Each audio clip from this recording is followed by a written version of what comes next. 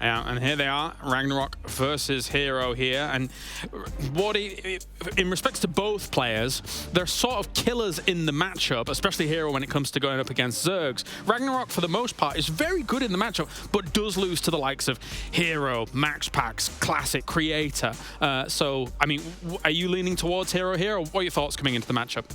I think you have to, right? I think herO still has shown us really good PvZ as of late. He's so good at being aggressive. He makes life so difficult for the Zerg players a lot of the time.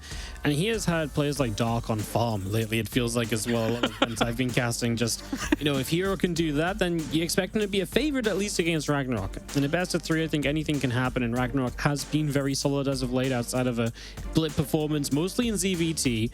So yeah, obviously it's possible for RagnaroK to take it, but I think it would be a huge upset to see herO actually fall here. As an MMO raider, I fully appreciate you saying a player has somebody on farm. that's tickled me. Did, man. Yeah, I mean, you're not wrong, I suppose. Nick, your thoughts coming into this matchup? He's not wrong. Woody's not wrong on any of that, mate. Definitely, herO's a dynamic player. He's got some of the best adept Oracle micro in the game.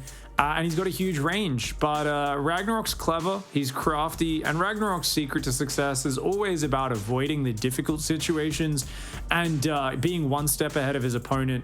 Doing that against herO, easier said than done. herO's got to be an overwhelming favorite in the match, but I think specifically most players will just look at them in terms of their overall pedigree and think herO, you know, 90% win rate. I think it's much closer to 65-35 in favor of herO. Okay. So take a look at the maps coming in as well. It's going to be altitude to start things off here. Go into Dragon Scales afterwards and Ancient Cistern if we need it. And what is just in general for when I watch herO, I think one of the greatest things about watching him in this matchup is just the fact that he makes things happen with early gateway units that I felt weren't possible before herO started doing it. So it's good that he's a guy that's like a pioneer when it comes to this kind of matchup and how he's able to get things done. He revolutionized this matchup a lot when he came back from the military, right? Like, he took us away from kind of boring PvZ and he made PvZ exciting again. He made it like a very trade-heavy matchup. And while we've steered away from that a little bit, elements of it still remain, right? So, yeah, I definitely expect herO to come in aggressive, you know, feisty. He's not the kind of player that's going to open and sit back, relax, play defense. Let's build up this big army, kind of akin to what we just saw Creator doing a little bit more. I think he's going to be a bit more active on the map. He is going to have that killer instinct as well if he feels like he has enough and he has a way to trade into an advantage or even a victory. Fair. Any final thoughts, Pig, before we get into this? I think it's just going to be really exciting to see what strategies both players come out with. RagnaroK's very capable of pulling drones and trying to drill through the wall and like just do a crazy Ling Flood all in. It's really going to be all about the mind games for him. If RagnaroK cannot get the right read, he may crumble under the pressure that herO is going to bring. Very excited to see how this series plays out. All right, I'm getting where we're just 1 minute out from this. How about yourself, Wardy? Any final thoughts before we jump in? It'd be interesting to just see what kind of style RagnaroK brings, you know, how aggressive he wants to be, if he's going to be sort of really looking to hit like big timings, if he wants to hit just sort of like 60 drone attacks, or maybe even earlier than that and be very aggressive, or if he does feel like he can get to a macro game, or even if he gets to choose to play a macro game, because obviously sometimes you can try and play a macro game and herO can say, no, you know, I am going to be aggressive, I am going to be in your face. And then it's kind of funny because usually, I guess the Zerg's always the reactionary player, but it's just tough because in this matchup right now, you can be forced to stay on lower tech units, and I'd say usually that's where RagnaroK likes to be, but maybe not so much against herO because herO's so good at that phase as well. So yeah, kind of, it's a fun one, man. Like, it's really genuinely just going to be one of those kind of fun clashes where anything can really go down. And I think, as you say before, I don't think either player really truly expected them to be settled in this position right now in the lower bracket. All right, well, thank you very much, gentlemen. Who's going to wipe and have to go again? Who's going to be on farm for the other one? Let's figure things out as we head over to our commentators to bring you all of the action. Hello, everyone. Thank you very much, Kalaris. It's time for our next best of 3 series. My name is Loco. I'm joined here by Ben, the Muslim, or Demu. I'm going to keep getting your name wrong. Anyways, Ben, how are you doing?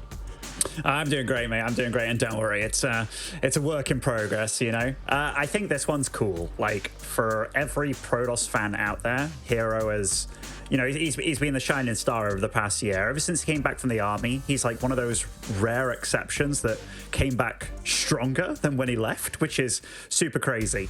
And yeah, he's truly revolutionized a lot of plays for Protoss and really given them all hope. It's been a little bit shaky as of late, but he's the kind of player that you know he's that caliber that he's absolutely going to come alive at any point in time. And speaking of, spawning over in the bottom left-hand side, representing DKZ Gaming, it is herO.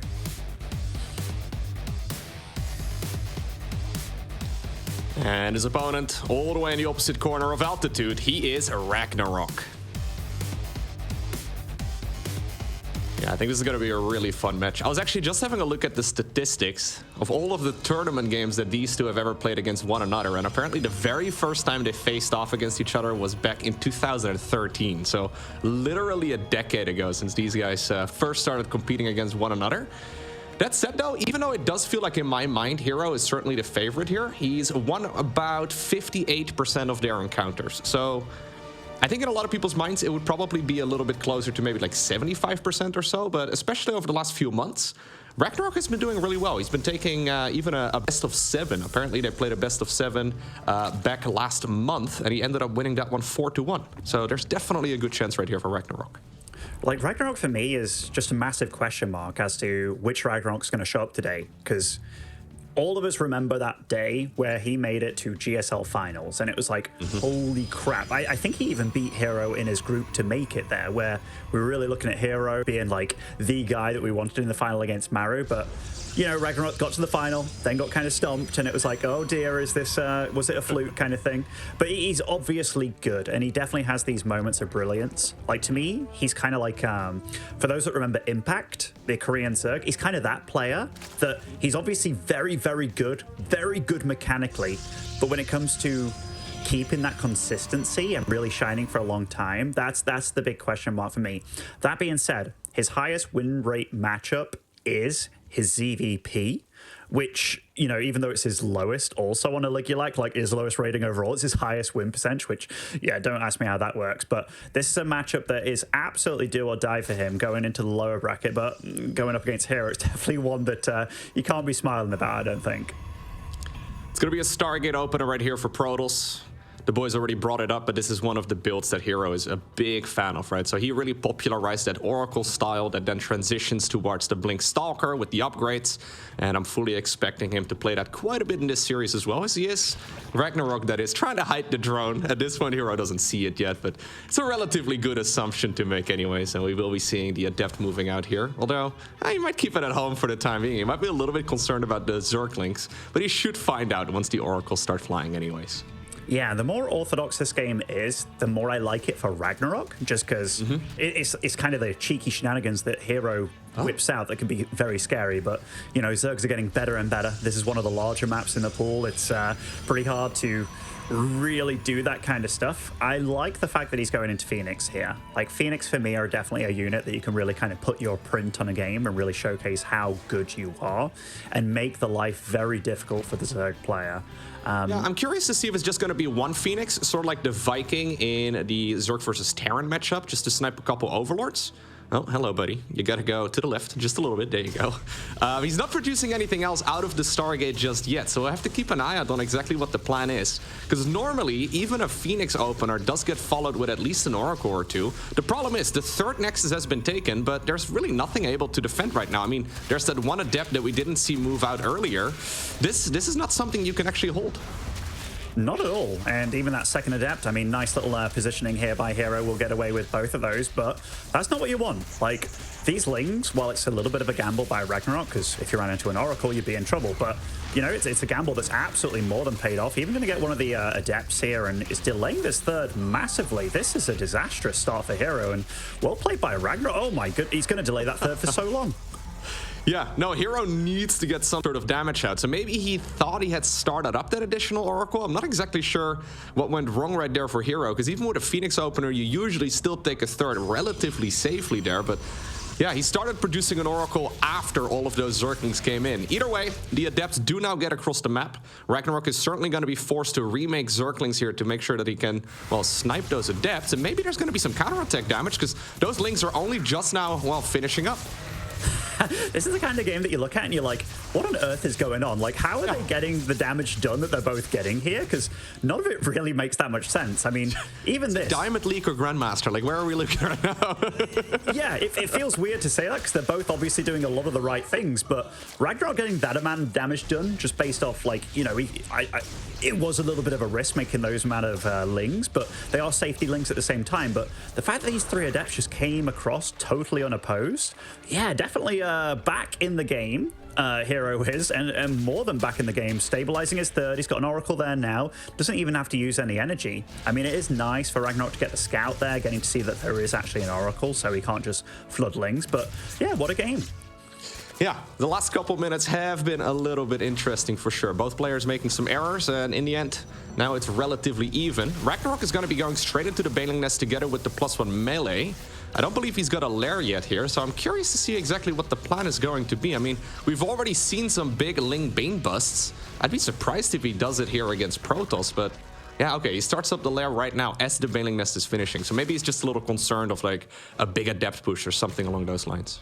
I mean, with the fact that Charge is the first thing that's being upgraded at Twilight Council, and pretty damn quickly a Warp Prism coming out, these Banelings are pretty damn well timed for any kind of aggression that's going to happen. He's making a lot of drones as well, but hero's definitely re-established himself economically in this game. He seems on top of all the scouting, just using that one Phoenix Viking, as you talked about, to do not just hunting down Overlords, but just being a total nuisance, giving him all the info he possibly needs. In the meantime, herO is indeed transitioning. Normally, he likes to go for that Blink upgrade, but now he decided to go for the Charge instead. He's already got the High Templar done as well, and they're going to be morphing themselves into Archons here very shortly. There's a big attack ready to move across the map for herO as he's sitting at the Northern Watchtower, but he needs to defend at home first and foremost. Okay, I would imagine, yeah, with 4 additional gateways finishing up here, he's going to warp in a ton of Zealots and go. I like this. I like this a lot. Like, look at the upgrades coming in for both of them as well. These Zerglings are going to decimate these Zealots, but Zealots are going to do a damn good job as well, doing the 2-shot with the upgrade just finishing. And life's about to get very tricky. Nice bait with those Banelings, though. That was really good by RagnaroK, and that will buy him quite a bit of time. This Warp Prism very low, trying to stay alive. But now I think those Archons are pretty much forfeit. So what a shutdown by RagnaroK. That was looking scary there. Yeah, where was that prism going in the first place? It just flew through the third base, into the natural, through the main, and it got out eventually, but it lost its cargo. Those 2 Archons are very, very expensive. RagnaroK made a ton of Zerglings, didn't really need to use them just yet. Can he really get value out of them at this point? Not really, but he can certainly use them in a follow-up attack as well. Maybe he can move them on over to the 4th base. I mean, they do have +1 melee. These units deal a lot of damage. I mean, the thing is, if you think about herO, if we took the analogy that he's on a boat, the wind is out of his sails right now. Like, this is not the game he wanted to be playing. Like, that 4th cancelled. These slings have been put to use, which, you know, he's also getting an army behind this of, like, Hydra, Ling Bane, getting all the juicy upgrades as well. He just lost all the links to a small number of units there for Protoss. This game is not going the way either of these guys had planned. Yeah, what's going on? Well, I mean, okay, there's a lot of mess, a lot of chaos, but the Zerg is on 4 bases. Protoss is trying to get up to 4 bases as well. They're both decently economic, but herO's kind of stuck in this, like, mid-ground position. Like, he was really counting on that push dealing a lot more damage than it did to kind of wound the Zerg, whereas he's not really wounded. Like, he's been the one wounding. It's a very, very weird game, but he has to do something, and he's going to try and do it on this left side of the map here. Yeah, this is where the game becomes very difficult, because all of the timings that you're usually, playing against and the ones that you're usually going for, they're all thrown out of the window, right? None of the things you've been practicing are really considered to be a standard anymore at this point. So both players have to figure out what the best direction is in a game like this. herO would like to go for a move out, but it's dangerous, right? Especially when you want to try and secure that 4th base. He decided to march all of those units back home, and I honestly don't mind it. It seems to me that RagnaroK is just sticking around on Hydra Ling Bane for now, and I don't think you really need to move too aggressively into that. I do love when Protoss start their +1 air weapons very nice and early here, because that shows me that they're willing to transition. But given that it is rather cheap, like 100, when you are quite rich, you're up to those 80 worker count kind of things, might as well get it started. And that shows me that he is ready or at least getting ready for what could potentially happen afterwards. Whereas RagnaroK, he's got a huge flood of army on both sides of the map right now, and it's pure Lingbane Hydra. +2 has just finished on these Banelings, so they will hit damn hard. But where are they going to hit? herO seems nice little warp in there to try and make a wall, and overall a good pull away as well. Not too many probes lost just yet. Even, I mean, he looks good, and I mean, chaos is going to ensue. Banelings rolling in right now on the right side of the map. The army on the left also making a bit of a move. These Banes, though, are hunting down the probes, just like we saw earlier already. RagnaroK is going to settle for some of the static defense instead. I mean, they do have +2, so they can one-shot those workers. herO very much so respecting it, but he's going to be able to deflect it for now. And, well, RagnaroK has that huge army you were talking about on the left side of the map as well, but it wasn't really doing a whole lot during all of that. I would have liked to see a move at the same time on the left. Yeah, I mean, it might have been worth happening. I mean, they were both doing a good job of having two armies on the map and just kind of making sure that the other one wasn't up to no good. If there's one thing that I feel that is lacking for RagnaroK, it's that creep spread. It's been kind of just outside of his doorstep for quite some time, but he's been so good positionally, just making life uncomfortable for herO. And here, is this a moment where he could get a nice flank going on? It looks like it's possible. Disruptor shot does come out. It's nice, but who's sandwiching who here? Yeah. herO with a nice move in from his third base there and does deflect the attack for now. Yeah, that was a flank of a flank right there. herO bringing in its own army as well to his fourth base, and that was a-okay right there for the Protals, who's now going for a mothership, which I actually do really quite like. It's one of those units that you don't really expect here as the Zerg, because he's once again trying to roll down with the Banes, not really getting a lot of value. RagnaroK just finished up the Hive, but only started up the Lurker Den after the Hive finished up. I thought maybe it's going to be even something like Ultras would be possible, or maybe it's just going to be for Vipers, but no, instead he decided to start up the Lurker Den after the Hive finishes. I think both of the players in this game are feeling a little out of it here, and they're trying to make the best of the situation. I do feel, though, that the longer this game's going on, the more I feel that herO's getting comfortable. Like, if the first few minutes were just like, okay, everything went awry. If you told me how bad this game went early on for herO, I wouldn't believe you. Because right now, he's now getting kind of stable. And that creep spread that I talked about, Loco, look at it. Yeah. It's still not advancing. Like, there's a little sliver down the middle. The beautiful disruptor shot, beautiful. But every moment that passes here, I'm just liking it more and more for herO. That mothership that you talked about, the fleet beacon, the +2, the extra Stargates as well. Like, he's ready for what this game is going to bring. Now he's feeling it. I love it for him. Yeah. He needs to be careful because his army is incredibly split. They're on the opposing watchtowers right here on altitude, which is a massive map. So if RagnaroK puts all of his units in one side of the map, I would love to see it maybe try to surround one of these armies. But now the Mama ship is out. Carriers are coming up as well. Honestly, herO is ready to lose some of those units as well. He really doesn't want to sit around on this lower tier army for all too much longer, and that's also why he's now sending in the Prism, trying to get a little bit of damage done. These Zealots will certainly not make it out, but at the very least, they're gonna be buying a lot of time, right? At this point, herO's trying to go for the carriers. You brought up the very quick +1 upgrade for those air units as well. That one is long done. He's gonna get +2 about halfway finished when the first carrier hits the battlefield. Yeah, and him sat at both of those watchtowers, like, his vision was insane for this game, and just eking out a few units lost here and there, like with the Zealots, and he's remaxing on carriers. Like, he's doing this really methodically and really cool. Even this Warp Prism, like, he keeps on putting it in Warp Prism mode, just so if he does F2, it's not going to run back. So he's doing everything that he possibly can just to feel safe. Can we look at his vision just momentarily here? Because he gets to see where the creep spread is, where it isn't. He gets to see when the movie's coming, and look how well he's doing all of this. And now his carriers, they are shown. Yeah, I think herO's playing an absolute beautiful beyond 5 minutes of this game here. Yeah. RagnaroK has been thinking that this is mostly a mid-game type of army here from herO. This is the first time that he figures out properly exactly what he's playing against. He's going into Lurkers, which is nice and all. It's not bad in a game against Skytles either, but you definitely need something that can address those heavy hitters from the Protals. For now, though, most of the Protals units are those ground units, and look at the amount of Archons. So many Disruptors in the mix as well. There's only a handful of Lurkers here, and he's just going to march in. Yeah, good luck taking out that army, RagnaroK. I mean, he's trying to get a flank on, but these are +2 Archons and will be quite a lot of Zerg dying. In fact, yeah, I don't see him taking out that army with what he has, man. He is not prepared for these carriers. They're +2 carries as well, Loco. They're just going to absolutely murder this army. I see a lot of probes dying as well, but man, herO, from a real damn rocky start, you could really tell that his fundamentals came in there, and it was just like, okay, this is how you play this map, this is how you play this matchup, and well done by him. It felt like two very different players, like the first stage of the game compared to that latter stage, but yeah, I'm feeling him for the rest of the series now. No, 100%. Yeah, I think both players at the start of this game were like, okay, what in the world just happened? This isn't what we had prepared. This isn't what we wanted to do.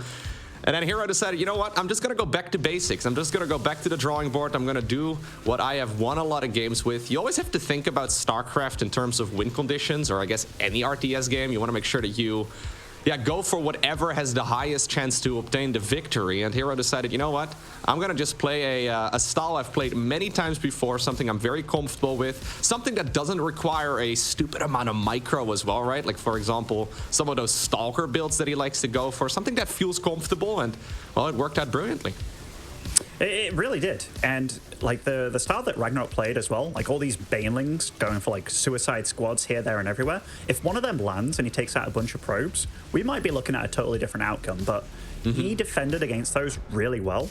There wasn't any moment that it was like, oh yeah, he's not moving the probes. He was moving the probes. He was pulling them really nice and early. He was warping in defensively. He was even like grabbing 1 or 2 probes from the pack to try and finish off the banelings as they were rolling after.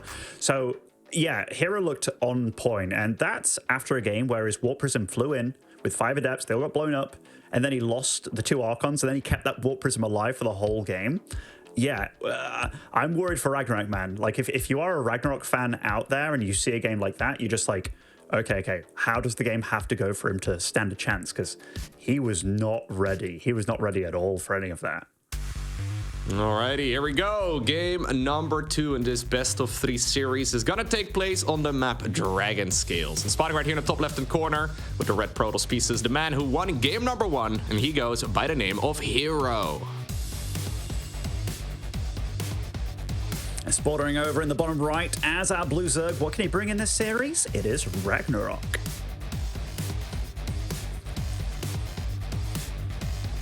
Yeah, that previous game did not go perfectly there for herO at the start whatsoever, right? I mean, an odd number of Zerglings showed up. You brought up that is a really big investment for the Zerg player earlier on, rather than making just conventional 4-lings. I think he made like maybe 14 or so. It turned out with the Phoenix opener, that's enough to then force the cancel on the 3rd Nexus. And at that point, I really liked the game for RagnaroK, right? I mean, when you get the cancel on your opponent's 3rd base, and then those 3 Adepts went in for the counterattack and somehow killed 10 drones. We were both sitting here scratching our heads wondering exactly what happened there, because where else are those Adepts going to go at that point in the match? Either way, this is a fresh game. Both players get a fresh start once again, and we'll see if this one is going to open up a little bit more smoothly. Yeah, it is funny. Like, you deny the 3rd, you see that there's, a few Adepts, and it's like, there's no 3rd to defend. Where are they going to go? Well, RagnaroK was not prepared. Like, his queens were too far out on the map. But it definitely felt like a few things were lacking from RagnaroK. Like, creep spread is just such a huge thing, if you can't move out on creep, but maybe that's also why herO was positioned on those towers. Maybe he did try to get creep spread, and herO was just like, oh, you're spreading creep, I have vision everywhere, like, I'm just going to stop it. But yeah, I think a few things just kind of folded for RagnaroK. I think he felt that this Hydraling Bane stuff was going to, deal more than it did. But kudos to herO for just making sure that none of the damage was taken. There's a reason why all Protossers love this guy, and even the non-Protossers really like watching herO play, because he just makes it look very nice and easy.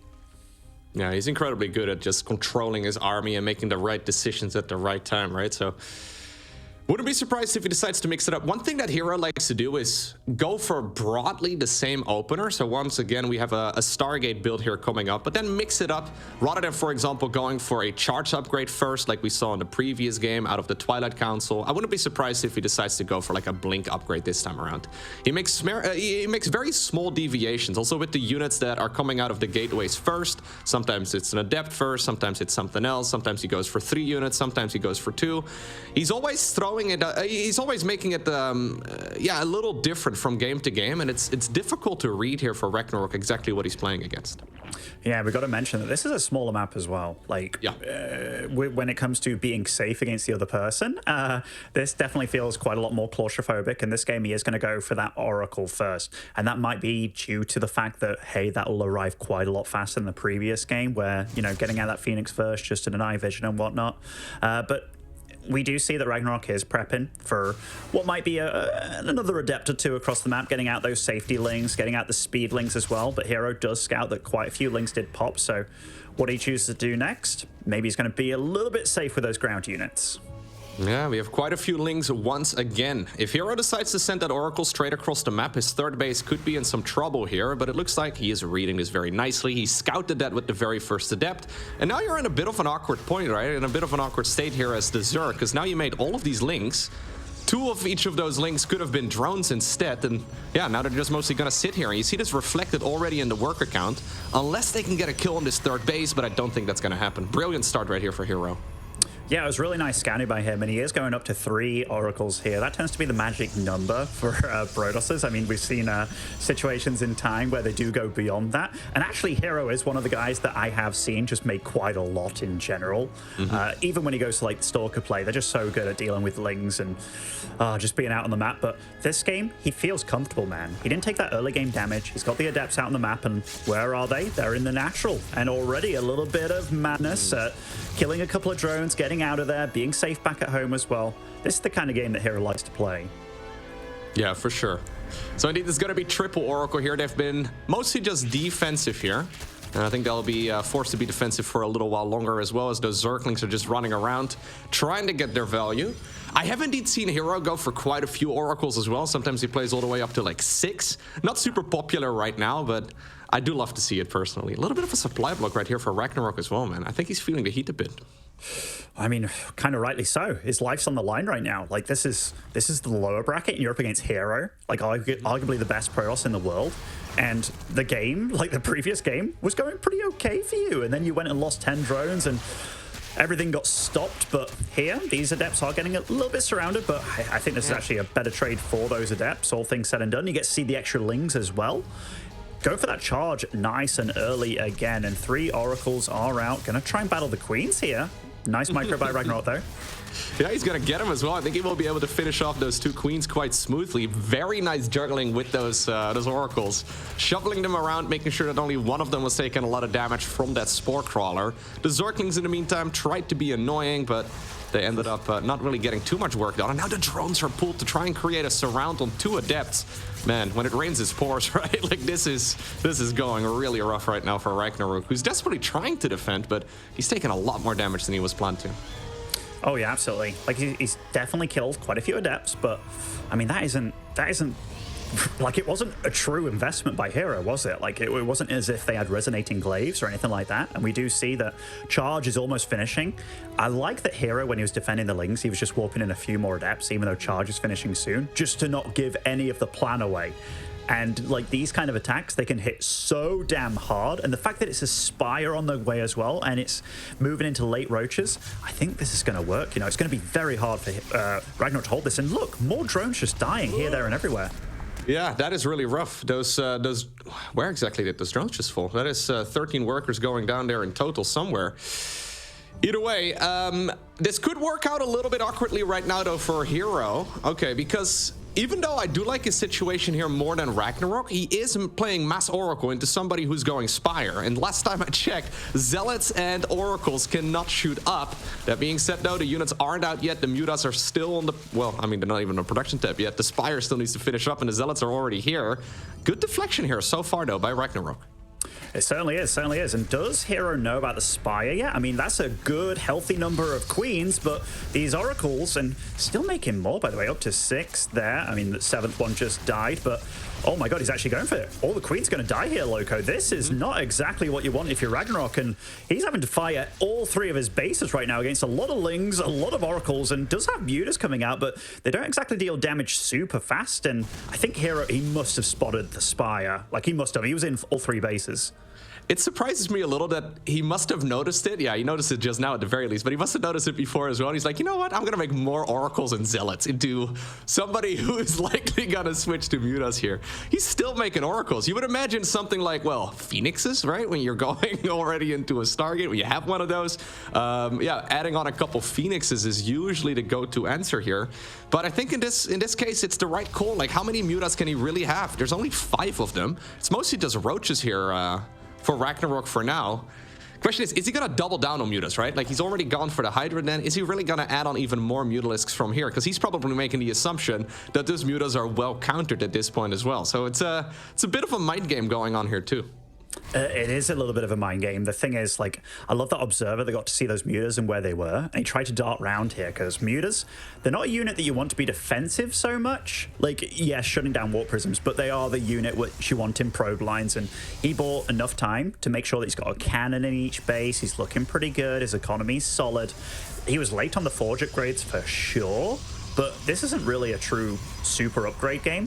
He is respecting the Muta count and the ability to double down because he is getting those Phoenix. But yeah, all things said and done, RagnaroK's got himself up to a pretty decent army supply. Granted, it's not the strongest army in the world, Roach Hydra with a few Mutas out in the field, but he's alive, which that's more than you can say about a lot of Zergs in this situation. Yeah, he's got 4 bases up. He's got +1 done. He's ahead when it comes to those upgrades. He hasn't, however, started up additional Evo Chamber upgrades, so I think he may very well be thinking about just a massive Roach Hydra push, something that we used to see in the early days of StarCraft II. The problem is these days you have Stasis Wards, you have Disruptors, and both of those are very scary against these type of armies. And I honestly don't really see exactly what a Roach Hydra is going to be able to do against this sort of force. I mean, it's a lot of units now, maybe?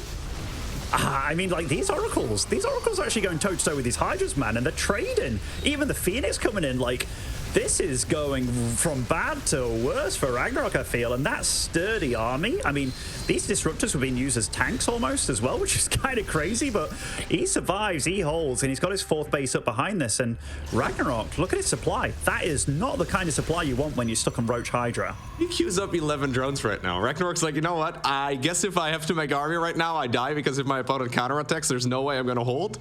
So I'm just going to put all my eggs in the basket of making drones, and I'll try and see if I can win the game. I think the plan is probably eventually to go to something like Brute Lords or, well, a much higher tier unit, but RagnaroK, he's trying to drone up his 4th base a little bit more aggressively, and it seems like he's even getting away with it, but this is a very risky move because there's still a large Protoss army out there. I mean, he kind of had to, right? Like, do you buckle down and just make a lot of units and just kind of run in with the same tech and just kind of die again? Like, I kind of like the fact that he went for one extreme, which was trying to get his eco going, but this army that's about to appear at his front door, and in fact it's just kind of skirting around, waiting for those Archons to morph in. And again, look at herO getting +1 air weapons, getting the fleet beacon out. He's ready for this game going on, and lovely snipe on that first Disruptor by RagnaroK. He's really utilizing his vision here, but lovely split again. Yeah, very nicely done. And RagnaroK is fighting this on creep now, right? Hive is coming up. There certainly is a chance for RagnaroK to transition away from this. This has been a very interesting series so far, Ben. I'm still a little flabbergasted by the fact that herO, I'm fairly sure he knew about the Spire, and then he's like, okay, great. More Oracles, more Zealots, and a Robo Bay. Like, that combination of things just doesn't really make a whole lot of sense, but he's been able to make it work. Just, running circles around his opponent and just constantly trying to be, well, everywhere where the Zerg is not. Yeah, I think, like, I mean, those Oracle plays can really catch you off guard. Like, we were talking about it before it happened, and even though we didn't get massive direct damage done, eliminating all those queens and stopping the, larvae production to make a push happen where it's like way scarier and way more reinforcements faster, but also the fact that you have to remake those queens just to make sure that the oracles don't come in again, which I think is what herO was thinking about there, wanting to go in again after killing all the queens. But now his army, like, this is a strong, stocky army. We do have Vipers coming out, which will make it a lot more difficult to have these robo units really dish out what they've been doing so far. But again, herO, he's just bouncing around. Like, he's going up to the carriers, the mothership now. His economy's damn good, which we're being shown by our lovely observer over here. And the one thing that is good for RagnaroK besides the Vipers, those upgrades are big. +3 on the Queens and the Hydras. These carriers, they're going to have their work cut out for them. Yeah, RagnaroK saying, okay, 5 bases, that's all I'm gonna get, but it's also all I'm gonna need. Sadly for him, one of those expansions is going to be picked off very easily, but at the same time, he's taking care of one of the Nexi on the other side of the map. The problem is, the entire top right-hand corner of this map has already been acquired by the Protoss, so though a denial right there on the +3 certainly is a good start right here and could be the beginning of a comeback. The problem is, though, the main issue here for Zerg is that he doesn't really have anything to counter a mothership and then a whole lot of those carriers. +2 once again started up. He can abduct a couple of those units. Please don't kill your own Evo chamber. Oh, please don't kill that. Okay. Yeah, no, I mean, he's going to have to transition to corruptors at some point with upgrades, forgive me there. But when is he going to get the time? Like, I feel that he knows that time is not really on his side.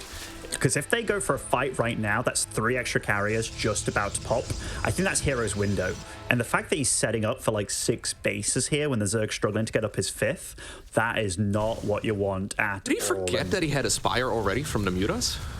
Like, he's making a new Spire right now, but he's not getting upgrades in his first one. He's also not going for a greater Spire, so RagnaroK... I think he's one of those guys that's like OCDing, and, you know, you have to start up the upgrades simultaneously, you know? Oh, +1 carapace. Maybe that's it, yeah. I've met those guys. They are far more common than you think. But these roaches are doing a good job of just buying time, and also it's supply that RagnaroK wants to get rid of. But the fact that he has to go mass Hydras to stop the carriers for now, that's not what you want. Lovely disruptor shots here. 23 additional Hydras now coming up. He's got 2 Spires here, just about to finish as well. If he goes double upgrades at the same time, that would be really funny, but also a little questionable. I don't think that would be the right call. Either way, though, herO's army is becoming really scary right now. He can start just throwing away some of those units and replace them with higher tier ones. In the last game, we saw him making a big move as soon as +2 was finished, and, well, that upgrade is finishing up right now. You can see it on the right side of the screen, just 10 seconds away. You may be right, actually, Ben. He just started up 1 upgrade. The hatchery lives? Oh, my God, okay. I mean, players do have their ticks, man. Like, they really do. I remember for a long time... I think he just forgot, because he made the +1 flyer in this fire in the main. I think he forgot as well. He's like, those mutas that I made earlier, nah, never happened. But you have those players like Beyond that always used to start his armor upgrade on bio before his attack upgrade, which makes no sense whatsoever. Sometimes you even forget to get the attack upgrade, and it's just like, why? If you're gonna get one of them, get the other one. But yeah, players have these habits and stuff. Didn't happen in this game, unfortunately, for RagnaroK. He just completely forgot. But yeah, we'll start the upgrades nonetheless, and is starting to get the corruptors out. It's just the fact that herO's establishing this kind of game here, where he went back up to double forge, so he's getting really damn good upgrades for his ground units. He's getting those, in fact, what's that upgrade called? It's like tectonic blah, blah, blah for... Destabilizers, yes. Yeah, it's going to be really good for taking out these buildings in the late game. Like, he's ready for the late game way before RagnaroK is here, and that's a good position to be in as a Protoss. Yep. That's going to allow those Tempests to do a lot more damage to the Spore Crawlers. Those Oracles from early game are still around as well, throwing Revelations right now. That's going to allow those Tempests to shoot at their maximum range, and soon they're going to be able to deal twice as much damage. There's a good abduction, though, but nothing really to finish it off. Although the Hydras, okay. They will sneak in from the side, get a High Templar too. You know what? RagnaroK is really making the best of the small eco that he's got. He's also sniping a base on the left side of the map. Those Hydras also finishing the job. I mean, I honestly thought the writing was on the wall for RagnaroK a few minutes ago, but he's hanging in there, and his army is improving. He is hanging in there, and his army is improving. It's just, you know, you ask any Euro Zerg, maybe even any Korean Zerg as well, I mean, you don't want to be on a Hydra comp. Like, you don't. Like, not in this stage of the game, and he will want to trade them out kind of slowly, maybe for lurkers, trading out drones as well for static defense. I love that he's getting out so many Spore Crawlers. You know, any Zerg that's a professional these days, they've been through the era of Sky Toss where you played it in and out every game for years. So, you know, he should be more than equipped to deal with this kind of stuff. It's just, he's having to play it from a position that it wasn't necessarily like, oh yeah, I'm gonna aim for this right from the get-go. No. Like, this is a game that's got here, not out of the want for RagnaroK, I feel. No, you're definitely right. It's very difficult here for Protoss to push in because of all of those Spore Crawlers, right? There's just so much damage coming out of those. Ooh, very nice abduction on the Mama ship. I believe that's -400, if I'm not mistaken. Anyways, yeah, the Time Warps do still go down. He wants to continue fighting here in this area. But I think Zerg just has a bit too much stuff here. It still felt like an okay trade, even though we lost the mothership.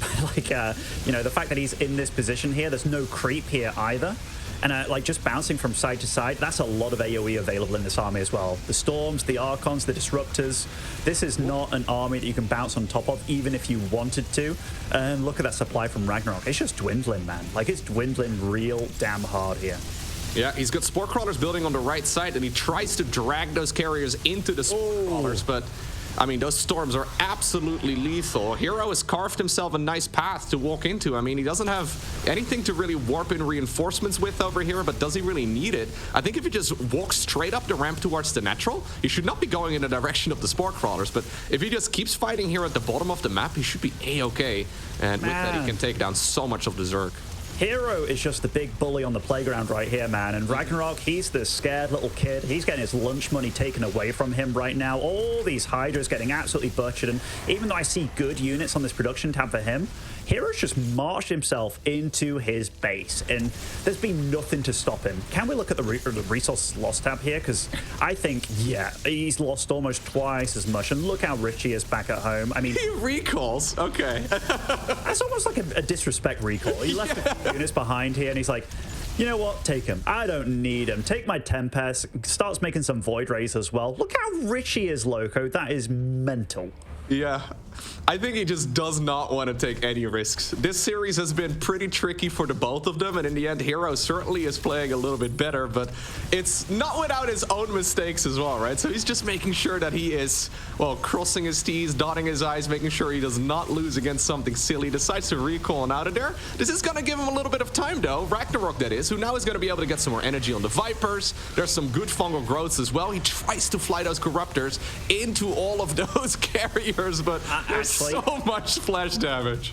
I think herO's played a lot better than RagnaroK this series. Like, it definitely, you talked about bumps, but once herO got going, he looked good. Like, he looked like he was just a different level than RagnaroK after the first 6 minutes in that first game.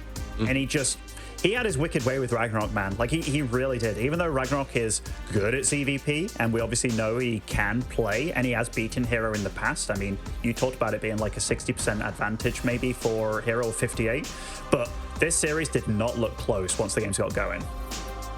No, you're very right, Ben. Okay, that's going to be it for us for right now. We'll throw it to the analysts, and we'll see what they have to say.